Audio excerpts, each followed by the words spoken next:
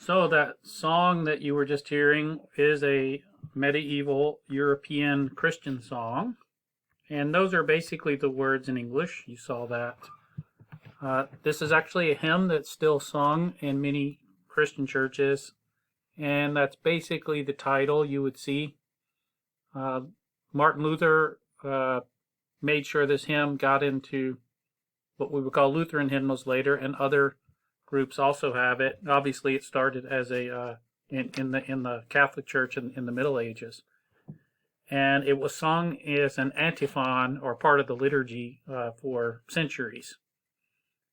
Probably written in the 13th century, but this isn't a hymnal class, so you don't have to know all about that. But it's a fascinating hymn, and it's a good hymn to introduce our topic here, which is a timely topic, the Black Death. And look at that. Look where the Black Death began.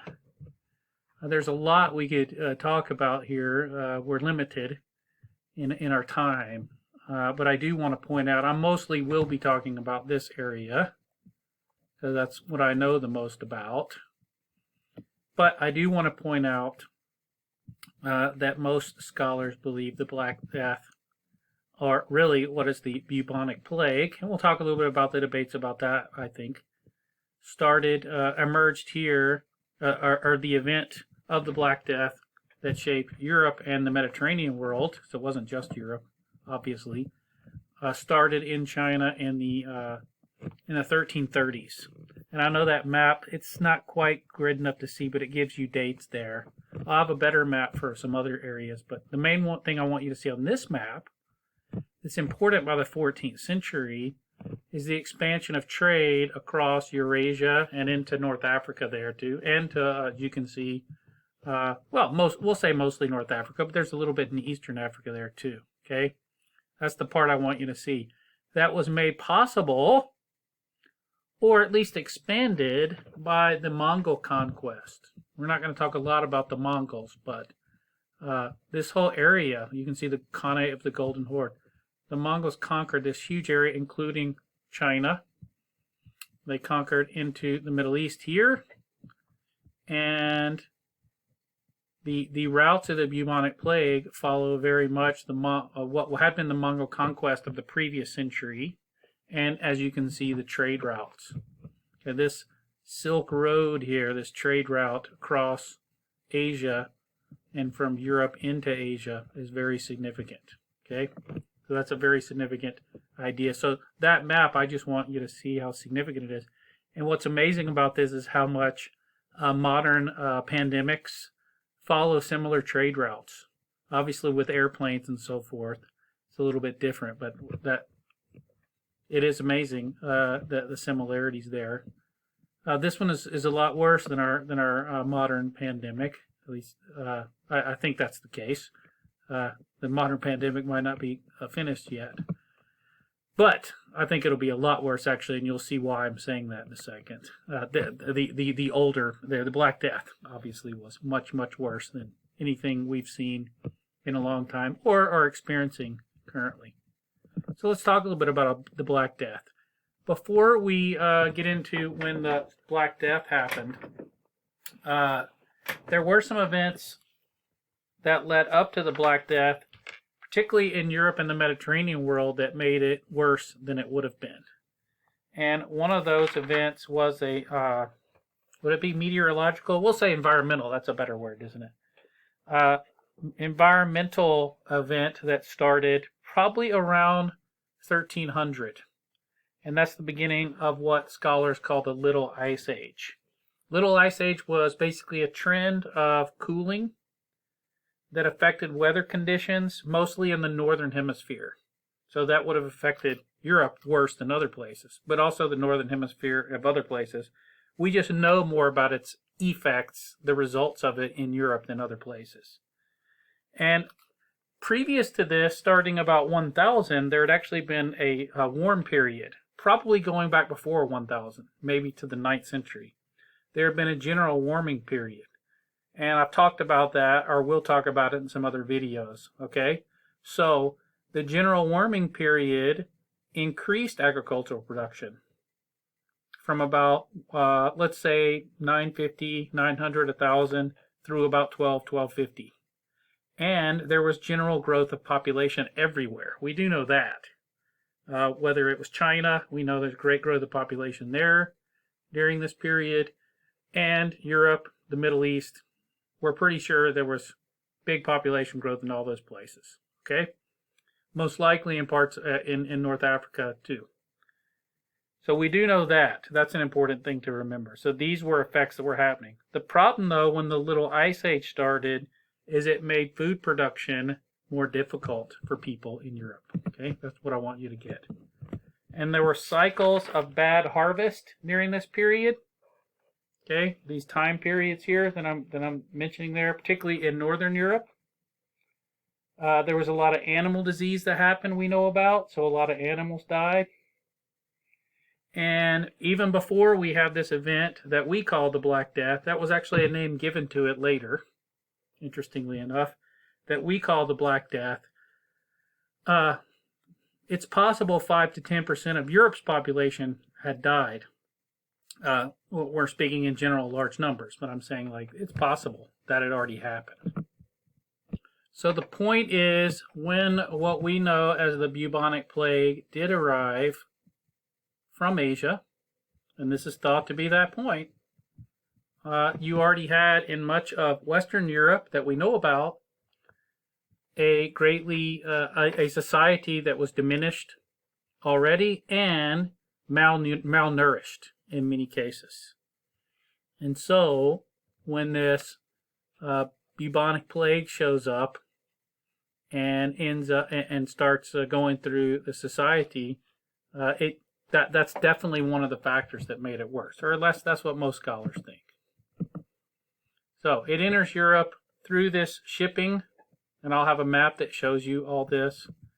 And it really hits in 1348 through these Genoese ships, okay, that bring it to Sicily. And then it spreads north and west mostly, but north. And again, it's interesting. It's similar to modern pandemic spread. Do you want to see the similarities? And also you want to see the great differences. It's not the same type of thing. At least the bubonic plague wasn't. It's often referred to as Pasteurella pestis or as Yersinia pestis. This is not a science class. I'm not going to go too much into that. You can look up Black Death, Black Plague.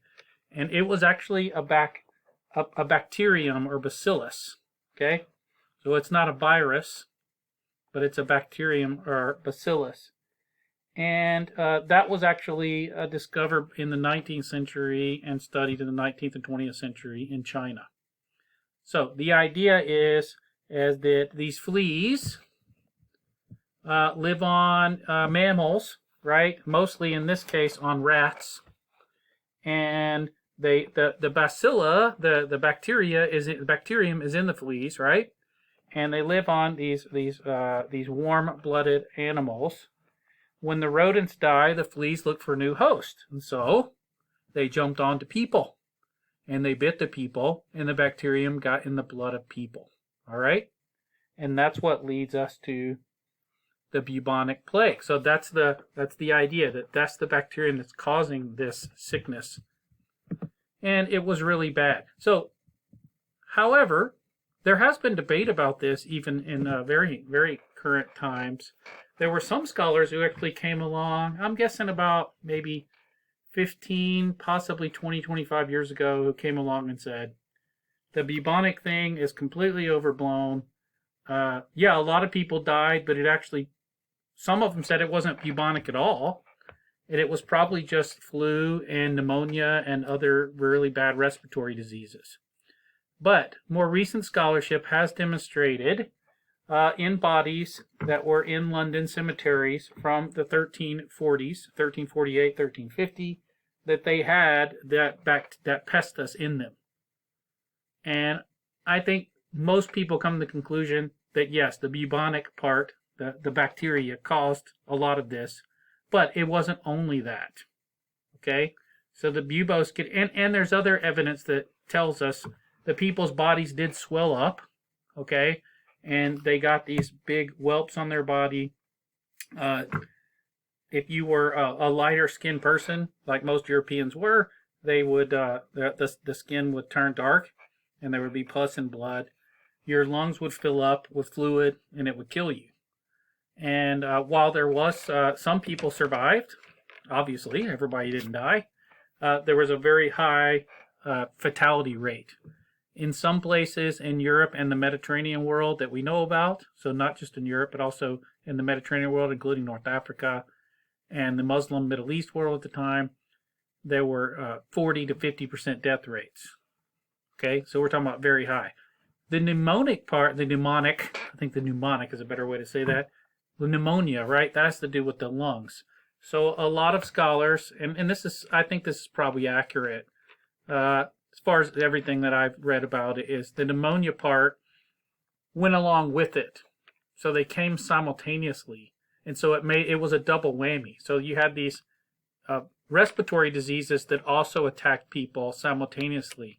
And this is another reason why so many people died out so quickly, right? So it was pretty bad. Here's a map showing the traveling. So here's coming from Central Asia. Notice how bad it was. Again, we're talking about pretty bad in North Africa. It wasn't just Europe. So that's what I want you to see. And as we saw in the other map back in China. And notice how the spread, again, I find this fascinating. So it was, it comes into Sicily here, right? It goes north and west into Europe. North and west. Now, it isn't just north and west, but I say, see, this spread comes this way. It was already here in Constantinople. So this is the Byzantine Empire, which still existed. And then these are all Muslim territories, or Muslim-controlled territories for the most part. Okay? So that's what I want you to see there. It's very important. Now, let me wrap up with some other things that went along with this. So what spread it so easily? Obviously, people had no idea of modern germ theory or bacteria or viruses or any of that. Okay? They did somewhat figure out some things, and maybe I'll save some of that for the next video. But very bad conditions. The disease spread quickly in populated areas, right? So density of population plays a big role in epidemics. In this case, a disastrous, deadly killing disease kills so many people. I'll tell you what, I'm going to stop here and I'll pick up with this in the next video. Okay? I think that'll be a better thing to do here before I run out of time. Thank you.